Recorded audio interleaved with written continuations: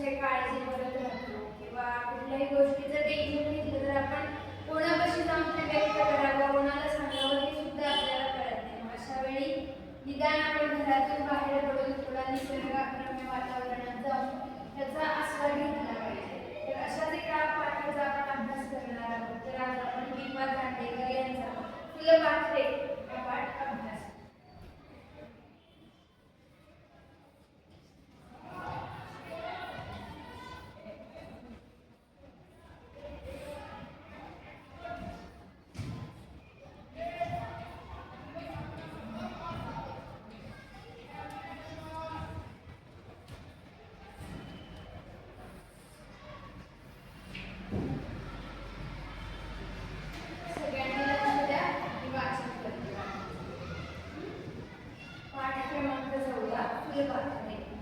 मी प्रवासात होतो. प्रकृती बरी नव्हती. आगगाडीने निघालो. दिवस पावसाळ्याचे होते. सृष्टीचे स्वरूप सुजल सुफल सस्यश्यामल असे दिसत होते. नदी नाल्यातून आणि भात शेतातून पाणी तुडुंब भरून वाहत होते. थोडी वर आलेली पिके वाऱ्यावर डुलत होती. सृष्टी जणू आनंदाने नाचत असल्यासारखी दिसत होती. परंतु माझ्याच मनावर मळा भाल्याने मी तिच्याशी समरस होऊ शकत नव्हते. शरीराच्या अस्वास्थ्यामुळे मनाला एक प्रकारची मरगळ आली होती. यामुळे मला सर्व गोष्टी त्या वेळेपुरत्या तरी निरर्थक क्षणिक वाटत होते. नाचरे ओढे आणि हरित तृणांचे गालीचे माझ्या मनाला नाचवू शकत नव्हते. एखाद्या पोरक्या पोराप्रमाणे मन स्वतःशीच नाराज होऊन बसले होते. निसर्गातील सुंदर दृश्यांचा त्याच्यावर काहीच परिणाम होत नव्हता.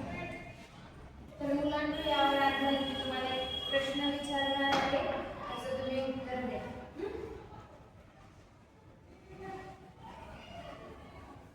या पाठामध्ये लेखकाने केलेले निसर्गाचे वर्णन सांग. तुम्ही वाचन करा आणि त्याचं उत्तर द्या.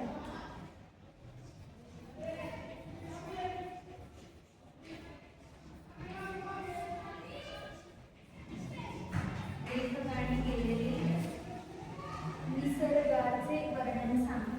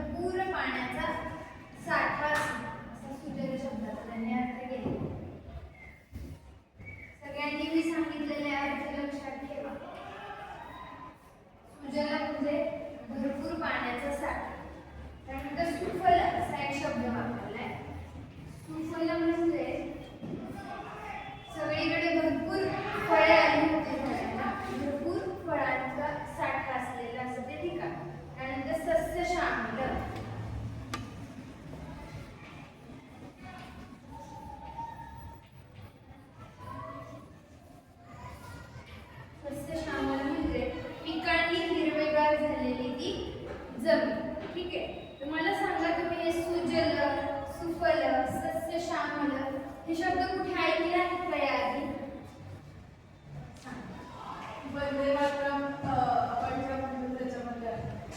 छान. तर हे वंदे मातरम गीत कोणी लिहिलं माहितीये? हे बंकिमचंद्र चॅटर्जी यांनी लिहिलेले गीत आहे आणि हे जगातील असं एकमेव गीत आहे ज्याला 350 पेक्षा जास्त वेगवेगळ्या चालींमध्ये गायलं जातं. तर या गीताला आत्ताच 150 वर्ष पूर्ण झाली आहेत. तर आपल्यासाठी एक अभिमानाची गोष्ट आहे. त्यातून ह्या 3 शब्दांना त्यांनी घेतलेलं दिसतं, सुजल सुफल सस्य श्यामल.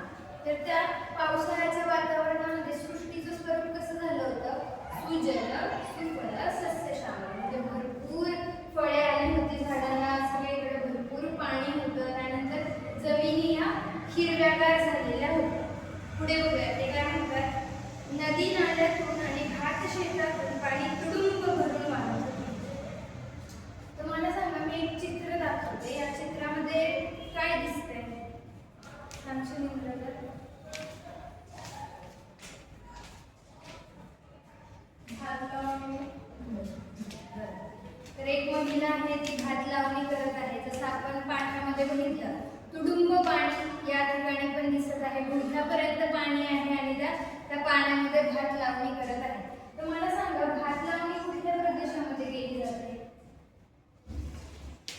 जिथे पाणी खूप असतं तिकडे.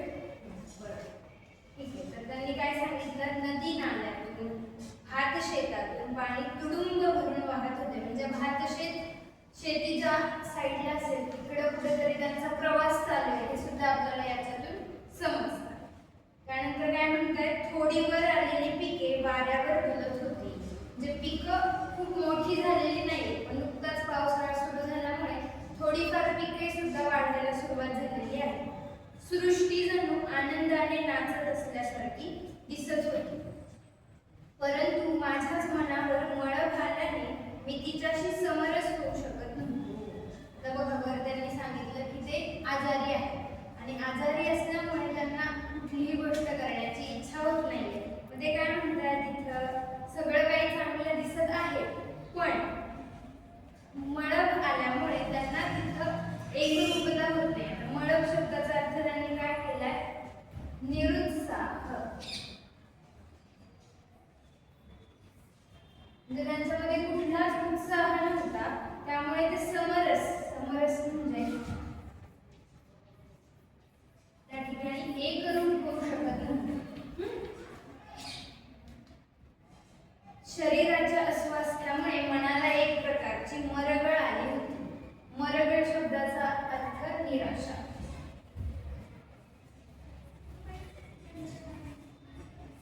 स्वास्थ्य चांगलं नसल्यामुळे निराशा आली होती.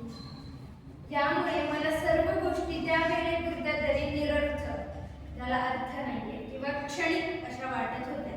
नाचरे ओढे आणि हरित तृणांचे गालिचे माझ्या मनाला नाचवू शकत नव्हते. सगळं त्यांना समोर दिसतंय, पण त्याचा ते आनंद घेऊ शकत नव्हते. एवढ्या एखाद्या पोरक्या पोराप्रमाणे मन स्वतःशीच नाराज होऊन बसले होते.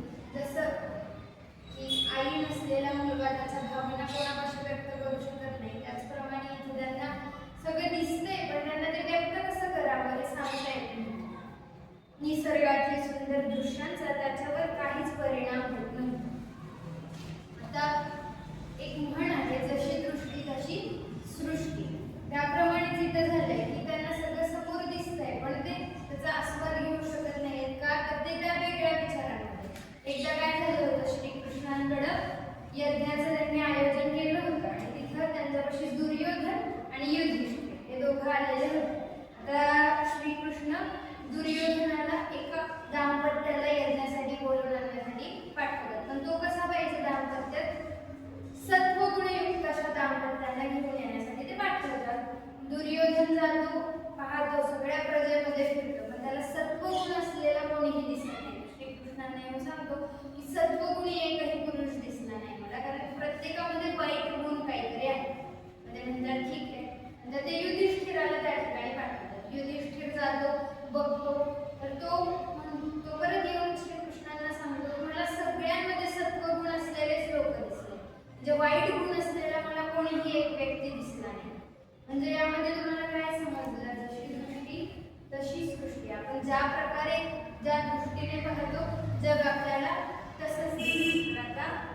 एवढ्या पाठाचा आपण आज अभ्यास केला आहे. उर्वरित पाठाचा अभ्यास आपण पुढच्या वर्गात करूया.